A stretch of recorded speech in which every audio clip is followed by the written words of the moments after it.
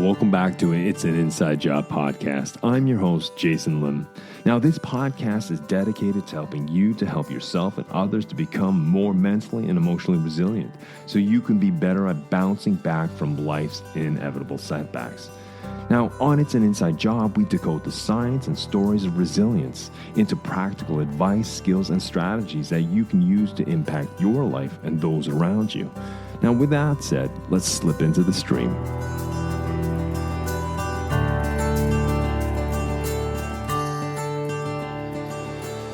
Hey folks, welcome back to the show. I'm glad you could join me for another Monday. This week I am doing a solo episode and we are going to tackle the common challenge we all have, and that is overcoming overthinking, trying to squash rumination and negative thoughts. And as you know, we all get wrapped up in that, and if we get too far down that trail, well, then we go down the rabbit hole and we find ourselves lost in the warren of tunnels that we call rumination and overthinking. So today I am going to define what rumination and overthinking is, and I want to share with you practical, time-tested actions that I use with myself and my client base to overcome rumination, to move from the subjective storm that we can get lost in that reactive mindset, and to take a step back, to pause and to reflect, and to find ourselves in a much more objective perspective, looking at the subjective storm that we were in that we called rumination. And I think that is a superpower. That is a superpower that we can all learn. It's a muscle, a cognitive muscle that we can all strengthen. And it takes practice, it takes self-awareness, it takes self-compassion and self-efficacy. And what I mean by self-efficacy, it's about taking action. It's about initiating efforts and initiatives where we move from outcome to effort, where we move from uncertainty to certainty, where we move from what we don't control to what we do control. And without further ado, let's slip into this week's solo episode. I'll see you on the other side of this musical interlude.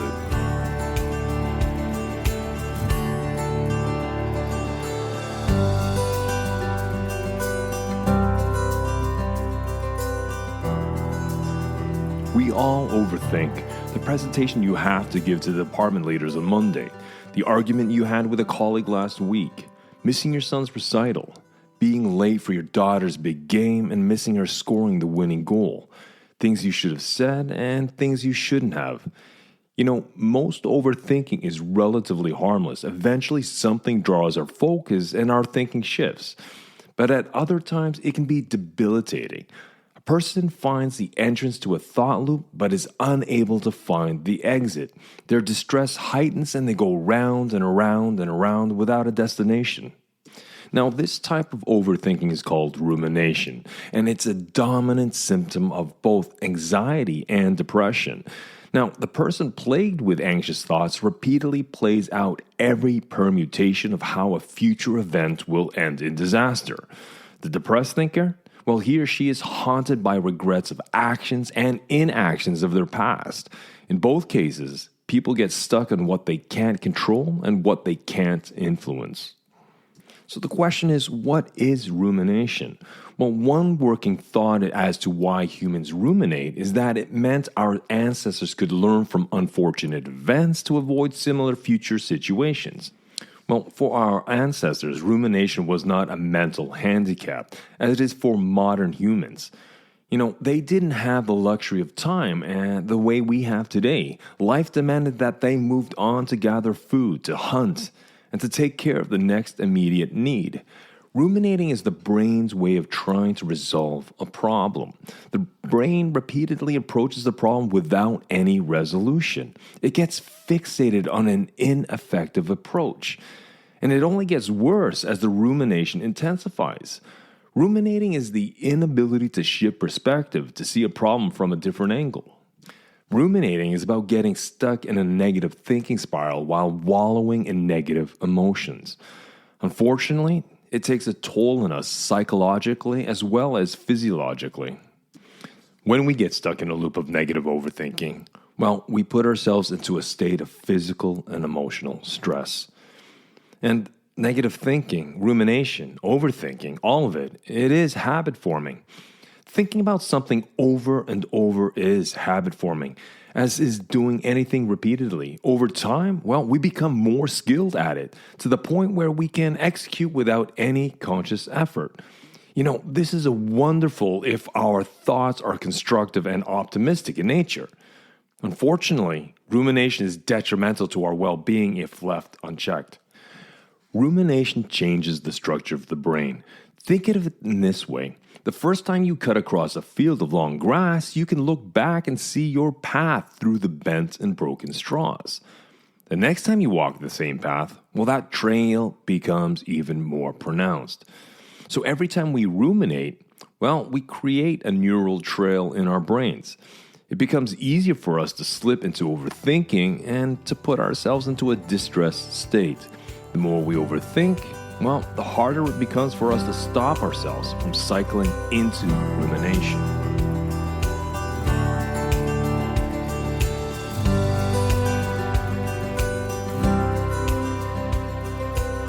So how do we counter rumination? Well, the trick is to actually catch ourselves in the act. Countering rumination means we must be present with our thoughts. We need to be in the here and now. Only then can we launch our initiatives to stop overthinking in its tracks. So let me share with you some actions that have been helpful for me and my clients, and I think they will also serve you well. So one action you can do is to change a ruminating thought into a question that can be answered or as a problem that can be solved. For example, if I say to myself, I can't believe I said something so foolish, well then I can change it into a question such as, what can I say differently the next time the situation comes up? Sometimes my clients have found it difficult to reshape a problem statement into the form of a question in their minds. And one helpful way is to write down the statement and then the reworded question beside it. Now, why it works is that it's this. We don't have to constantly hold the structure of that problem statement in our heads. Once we write it down, when it's ink on paper or it's pixels on a screen, well, we can see it more objectively. We can see the way we have structured the problem statement, and it becomes much easier for us to move around words to restructure that problem statement into a question we can answer. So, for example, I might write down, I can't believe this happened. By looking at that and seeing the ink on the paper, well, then I can take the time and to objectively see it and write down, well, what can I do to prevent it from happening again? Now, that's a very simple example, but there are much more complex challenges that we have in our head that take the form of problem statements. Okay, so let's do another couple of examples. Maybe you might say to yourself, I don't have good friends. Well, you write that down, and then you can change that into a question. What steps could I take to deepen the friendships I have and to find new ones? Or another problem statement, I'm going to mess up the big presentation next week. I think this is common for a lot of us. Well, I can change that into another question. I might say, what parts of the presentation am I confident about? What parts do I know well? Now, the reason I ask my questions in this form as not just as a closed-ended question, but an open-ended question, starting my questions with what or how or where. Now, the reason is it implies that there is a way that it can be solved, that there is a step forward, that I can move through the problem. I can solve the query or to find a solution to a conundrum. And the thing is, the questions focus on three things. It focuses on how I can take action so I don't get so focused on the outcome. It means I can focus on what I can control, the actual facts. And it also maps out the certainty of what I know. It doesn't solve everything. There's going to be things that I don't control, I can't influence, and things that I'm uncertain about. But what it does, folks, it allows me to focus on control, certainty, and action. And that means I'm looking at the efforts. And that itself, since the brain can only focus on one thing at a time, well, that allows me to deal with the situation. It puts me in a much more positive and constructive mindset. All right, a second action. I want you to take notice when you feel things are good. It's in these moments when thinking tends to be clear and constructive. You might feel confident or be certain of yourself, or you're thinking with clarity. In those cases, well, stay in the moment and investigate. Be curious. Do your future self a favor and write yourself a note of encouragement. The content of the letter should include the reasons why you feel in such a positive state. What is going on? What is the nature of your thoughts? What are you focusing on that is making you feel confident? What is the reason you're feeling a sense of clarity? What is feeding your sense of certainty, your sense of confidence? When I'm working with clients, I generally assign homework in between sessions. And that sometimes the homework is not always about dealing with challenge or complexity or change. Sometimes our sessions are about what went well, what they achieved, what they succeeded. And it's at that point when they are on the top of the mountain, when they're sitting at the peak and they can look back over their shoulders and see from the trailhead and all the difficulties and obstacles and hindrances that they've overcome to get to where they are. That's a great time to start taking apart the DNA of their achievement, of their success, of their mindset, because that allows you to pick apart what went really well. Because in some future state, life is hills and valleys. And sometimes we're on the hill and we're just, it seems like we've conquered the world. But sometimes we slip back into the valley, and it will happen. It's part of the human condition. But when we're in the valley, some future valley, when things are not going our way, we can look back at that letter when we are in a much positive, more mindset. And it becomes a reminder, it becomes a lifesaver, it becomes a way for us to find objectivity. It's almost like it's an advice from our former selves to our future selves, saying, you know what, this too shall pass. This is what you were thinking. This is what you were doing. And these solid, actionable, concrete points can actually shift our mindset because we've taken the lessons we've learned that have led us to the peak, that have led us to the top of the mountain when we're on the top of the hill.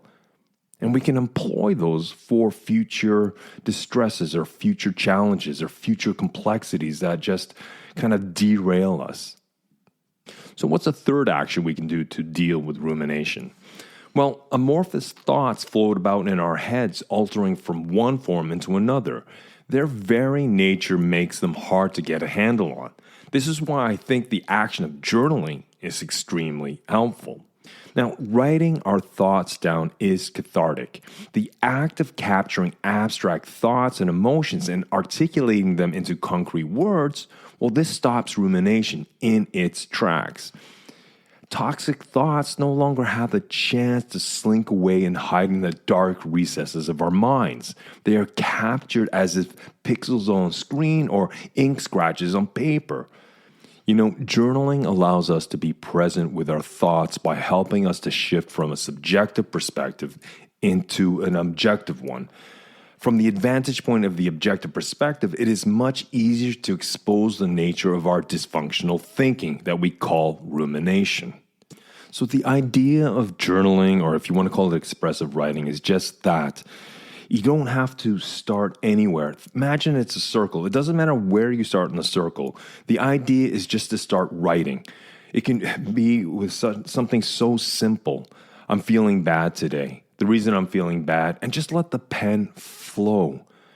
If you create, what I generally suggest when it comes to journaling or expressive writing, set the clock for 20 minutes and just write. Just keep writing. Don't worry about grammar. Don't worry about syntax. Just keep writing. And what happens after a while is that your pen is almost flowing. Now, the reason journaling is also really good is that physically you can only write so fast. But your thoughts and your emotions, they can go at lightning speed. But when you're translating your neural patterns, these thoughts and emotions, into scribbled words or pixels on a screen, well, the actual physical act of writing or typing forces your thinking to slow down. It forces you to process emotions. By thinking more objectively about your thoughts and your emotions, well, rumination starts to disappear. And so if you set 20 minutes, you find you still want to write more, well, set your timer for another 20 minutes and just write. From my own experience, from all the clients I have worked with over the last 25 years, I can tell you each and every time they have found a way forward. It may not be the solution, maybe only part of the solution, but it was one way they were able to tackle the challenge, the complexity, or the change that shows up in their life. And rumination, they shut off that spout. It just dried up, and they were thinking more constructive thoughts. It's not to think that it's always going to be positive, because sometimes you're in a bad situation. Any way you cut it, it's a heavy, bad, complex situation. But what it helps, it allows you to be more constructive in your thinking, which leads to clarity and which leads to confidence. So let's talk about a fourth action you can do to kill rumination. Now, I live in the northern hemisphere where the weather is constantly changing and shifting. One moment it can be overcast, and the next moment the clouds are broken up and the sunlight is filtering through. The interior of our heads is no different. We each have our own internal weather system. Sometimes your internal weather is going to feel gray and overcast, especially if you are caught up in ruminative thoughts. Rainy weather can only last as long as the pattern of weather that sustains it. Once the pattern disappears, so will the rain. Well, this also applies to our internal weather system. Once a thought pattern dissipates, so does its associated emotions and behaviors. So action 3 was about shifting patterns of thinking. For me, it doesn't always help to think about something else. Sometimes I need help myself. I find that the fastest and easiest way is to distract myself by playing a game or testing my cognitive skills on a brain training app. Now, these apps can capture my attention. I become so occupied in the game or a brain challenge that I forget to ruminate. And after a few minutes, I notice my internal weather pattern has changed for the better. Now, I'm not saying, sit on a couch and lose yourself in a Netflix series for hours and hours on end. What I'm saying is to change what you focus on. And it's just briefly. It may be playing a game on your phone. It may be going for a walk. Maybe it's cuddling your cat or taking your dog for a walk. Maybe it's having a conversation with someone about something completely different. The fact is, the brain can only focus on one thing at a time. If it's constantly focused on the outcome of a problem that can't be solved right now, or it's focused on just the stress and the anxiety of something, well, if you go down that rabbit hole, you're going to find yourself, and we've all been there, in a warren of tunnels that it's hard to get out of. And sometimes it doesn't matter. You could have all the best cognitive techniques in the world, and sometimes they're not going to help because physiologically you're drowning in cortisol, the stress hormone. And so the best way sometimes is just to completely distract ourselves with something out there, something shining, a game, a walk, a music, a movie. Sometimes what I like to watch is the American series, The Office. Because it's completely absurd, but it's lowbrow, it's simple to digest mentally, and that really shifts my things. Maybe I'll watch a couple episodes, they're only 15, 20 minutes in length, but that in itself can shift my internal weather system and put me in a better perspective, a more objective perspective in which I come back and I reattack the challenge or the complexity or the change that I'm trying to deal with. Okay, here's the fifth action. Now, the heart, as you know, pumps blood. The lungs, well, it pumps oxygen. What's the brain pump? Well, it pumps survival. Ruminating thoughts are all about survival. These thoughts put the brain into a survival lockdown and the body's fight-or-flight response into action. And as a result of this, the bloodstream fills with adrenaline and cortisol. In a sense, these hormones create a virtual reality where you feel danger is lurking around every corner. Now, in the West, there is rarely any real danger, but rather perceived danger. That is a threat we believe to exist, even though it doesn't. And herein lies the problem. The brain does not make the fine distinction between the two dangers of what is real and what is perceived. And so it takes everything and just lumps it all under real. And so consequently, this sets us on edge. So this fifth action is about gaining perspective. Is there an actual life-threatening danger? Probably not. The first step is to remind yourself of the brain's survival programming. This means you don't have to believe every thought your brain generates. Well, what do I mean by this? The brain is a story-making machine. So before you listen to this episode, if we had a personal chat, I said, "Oh, what did you do today?" You tell me a story. "What did you do on the weekend?" You tell me a story. "How did you deal with this problem?" Well, you tell me a story. And the thing is, the brain is constantly trying to make sense of the world in the context of who we are and our place in that world. And sometimes most of the stories that we tell ourselves, or most of the stories that the brain tells us, they're mundane. They work. But it's in those times when we're ruminating, those stories are written from a place of stress and survival, where we feel we're under threat. And again, there may not be any real threat, just a perceived threat. And so the power here is to be in the present, in the here and now, and ask ourselves, what is the story that I'm telling myself? And usually it may only be 2 or 3 sentences, and then we repeat. If you write down those sentences, like in previous actions we talked about, like journaling or just seeing it in front of you, well, this gives you the power to actually see those 2 or 3 thoughts that we call the rumination loop. And ask ourselves, is it actually serving us or is it serving against us? Are these helpful or unhelpful? By doing that, you can rewrite the story you're telling yourself. And it might just be changing a verb. It might be just changing a couple of articles, right? You can take that thought, that story, and move it from the subjective to the objective, from the problem to a challenge, right? And so it's all about being present. Now, the second is understanding that we have emotions. Now, we've spoken quite often on this podcast about emotions. Emotions are not negative or positive. They're just chemical messengers. They are the messages from our physiology to our psychology. Now, our brains has language. We have syntax. We have words and the structure of those sentences. But the body doesn't work with grammar and syntax.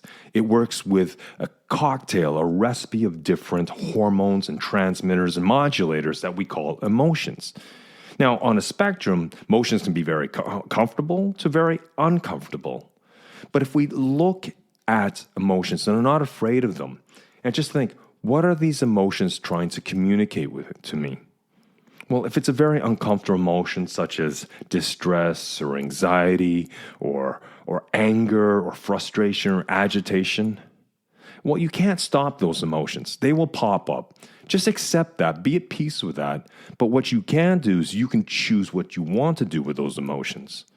So if frustration comes up, for example, what do you feel like doing? What do you want to do with that frustration? Well, I want to grow from that frustration. I want to use it in a constructive way. And once you start focusing and understanding the emotions, well, that will also lead you to understand the narrative that's triggering those emotions.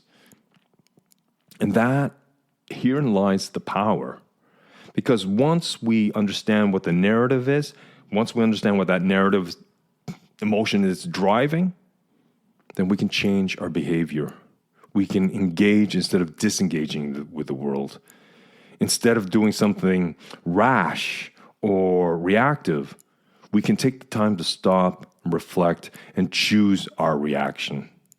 And that is the power of understanding what the narrative going through our head is. Because remember, the human operating system goes from head to heart to hand.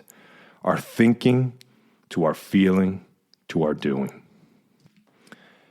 Another way of dealing with rumination is through exercise. I mean, I know you've heard this ad nauseum, but it is the truth. Our brains have a pharmacy and our physiology has a pharmacy. which can heal us both mentally and physically.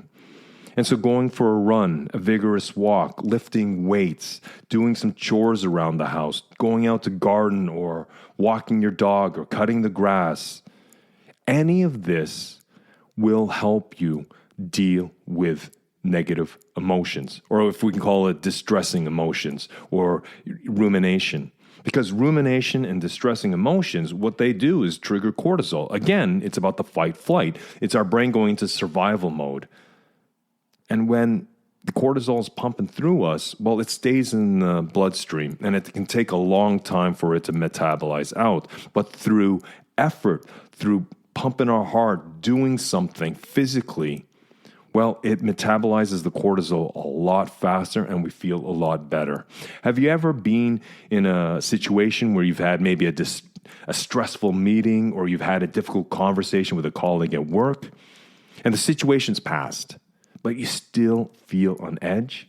Psychologically, you've kind of moved on per se, but physiologically, your body's still dealing with the aftermath of the cortisol spilt out, or the adrenaline. So by physically going for a walk around the building, going up some stairs, you do metabolize it. And so exercise is a great way of also dealing with ruminative thoughts and the cortisol that rumination can trigger in us. Now, the last action, the seventh action, is this. There are going to be times where the first tools I've given you, these cognitive tools, may not be enough to take on the power of ruminating thoughts. Sometimes we're going to feel the need to get it off our chest and talk to a trusted friend, a colleague, or a family member. At other times, we're going to feel that friends and family and colleagues, well, maybe they are too close. In these situations, this is when it might be a good idea to find a professional who will have the appropriate distance. Now, that professional could be a coach, a sparring partner, maybe a therapist or a psychologist, depending on what your particular need is. Talking it out with someone is probably one of the best ways I know how to deal with rumination and to squash overthinking. Because for example, for myself, when my clients hire me and such, a lot of times when we sit in the sessions, first they know it's a safe arena, that it's 100% confidentiality. Second, I am not their friend, I'm not a colleague, I'm not a family. Though we build a strong relationship, there is still that professional distance. There's that objective distance between us. And that kind of sets the tone. And the idea is this, is that when I ask them a question, what's occupying your headspace? Well, they start talking. They start somewhere on that circle we've talked about.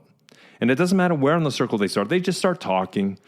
And then as they articulate their emotions, as they articulate the thoughts, a lot of times, yes, they are talking to me, so I try to understand.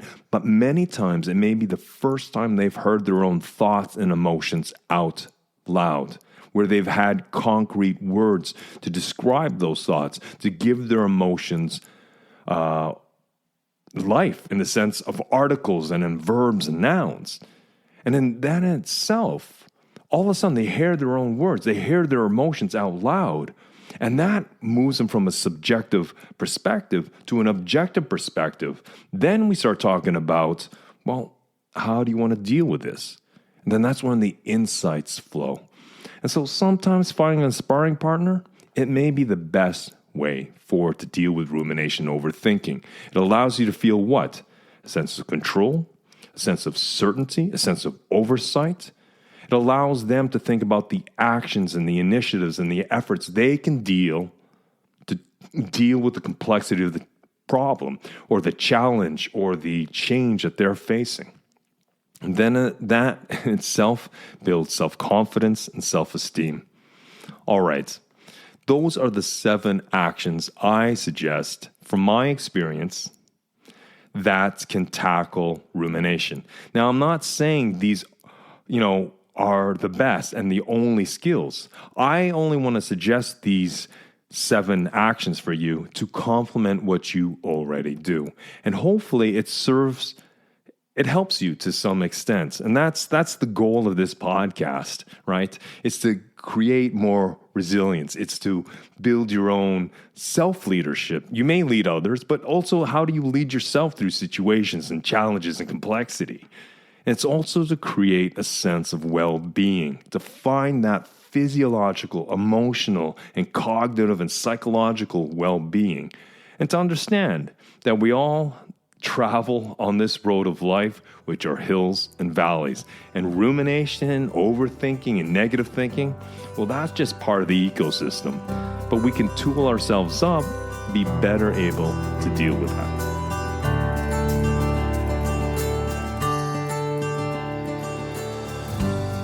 You know, folks, I subscribe to the idea that we are defined by our actions and not by our thinking. Overthinking, rumination, negative thinking, well, it's all about getting bogged down in the mud of our minds. Action is about gaining traction and moving forward. Take one of the suggested actions that I've talked about today. Execute on it, put it to practice, let it complement what you already do. You might actually surprise yourself how skilled you are at disarming the trap of overthinking and rumination. If you found this episode useful and you know someone who could benefit from it, please share it with your friends, your family, your colleagues. It helps me to spread the word of this podcast. And folks, just a little house cleaning. I'm constantly trying to tweak and adapt and evolve this podcast and the episodes so it better serves the need that you guys have. So I would always like to, I'm very open to hearing feedback and comments as to topics you'd like me to address more of when it comes to the idea of resilience or well-being or psychology or leadership, anything along those lines. And if you like the solo episodes, please let me know about those. I can do more of those. And if there are specific guests or topics that you'd like me to bring on and to focus on, again, please share your insights with me. It helps me create a better audio and video experience if you watch me on YouTube every now and then.